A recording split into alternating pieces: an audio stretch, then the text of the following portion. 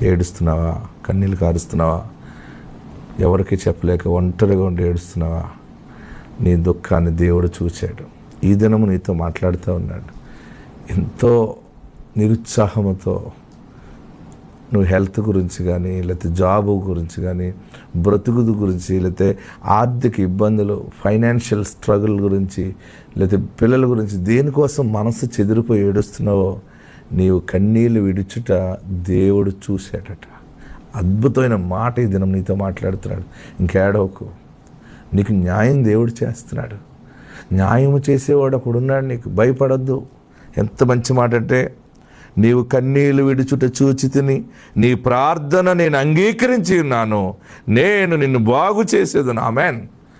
అంతే, ఆయన బాగు చేయటం మొదలుపెట్టాడు. ఏడ్చావు, నిజంగా నీ కన్నీళ్ళు ఎవరికి చూపించుకోలేకపోతున్నావు, ఎవరికి కనబడకుండా దాచుకుంటున్నావు. నీ హృదయం, నీ గుండె నిండా ఎన్ని కన్నీళ్ళు ఉన్నాయో అవన్నీ యేసయ్య చూశారు. నీకు ఆ కన్నీళ్ళు కలిగి ఉండే బాధ, దాన్ని కన్నీళ్లను ముత్యాలుగా మార్చేస్తున్నాడు ఆయన. నీ కన్నీళ్ళు ముత్యాలుగా మారిపోతున్నాయి. ఆ ముత్యాల సాక్ష్యంతో ఎలుగెత్తి ప్రభుని గణపరచబోతూ ఉన్నావు. శుభకార్యం జరగబోతూ ఉంది. ఏడవకు, శుభకార్యం దేవుడు తలపెట్టాడు. అందరూ నీ ఇంటికి వస్తారు.